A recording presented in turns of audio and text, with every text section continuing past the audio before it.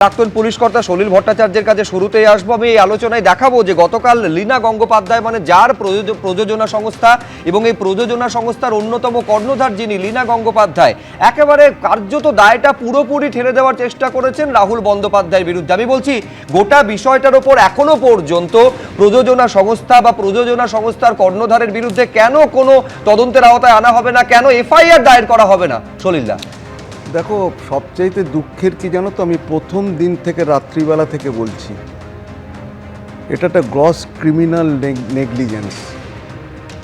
এই কারণে বলছি, দেখো তুমি এখন তো ফেডারেশনের কথা ছাড়ো, প্রোডাকশন অথরিটি যারা এটাকে অর্গানাইজ করলো তাদের উচিত ছিল ওই ওখানকার কোস্টাল অথরিটিকে খবর দেওয়া, তাদের পারমিশন নেওয়া এবং ওখানে সবচাইতে বড় কথা লোকাল পুলিশ স্টেশনে জানানো, সেখানকার লোককে জানানো এবং ডেভেলপমেন্ট অথরিটি তাদের জানানো।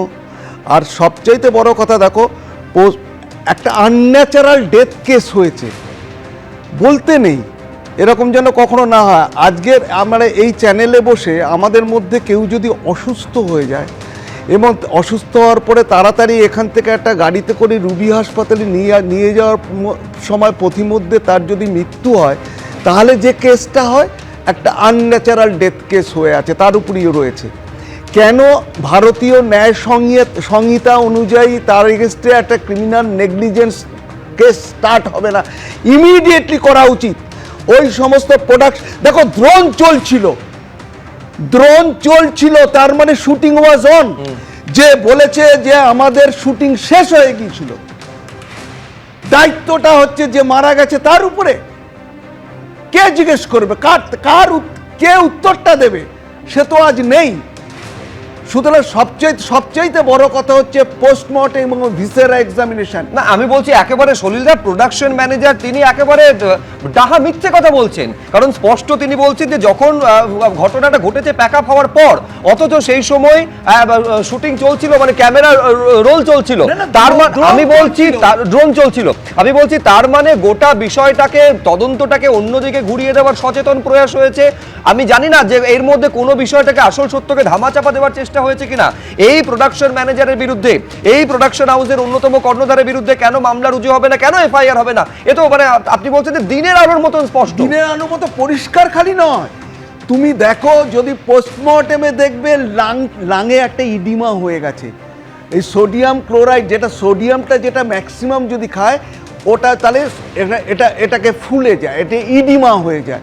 আর কেবল তাই না, এর ব্লাড সেলের যে লোহিত কণিকা যেটা আছে সেটা কিন্তু একদম সজারুর কাটার মতো এরকম দাঁড়িয়ে যায়।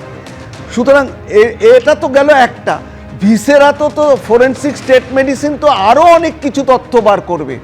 তাকে কিছু খাইয়ে দেওয়া হয়েছিল কিনা আমার তো সেটাই সন্দেহ হচ্ছে এখন। This is a criminal negligence and a culpable homicide. কেন এদের বিরুদ্ধে মামলা হবে না?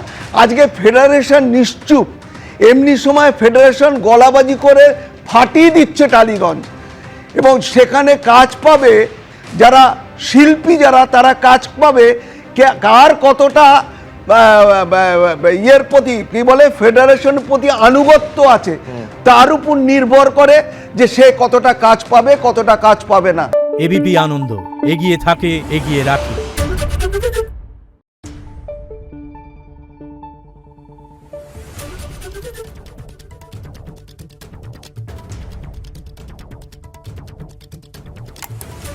Thank you.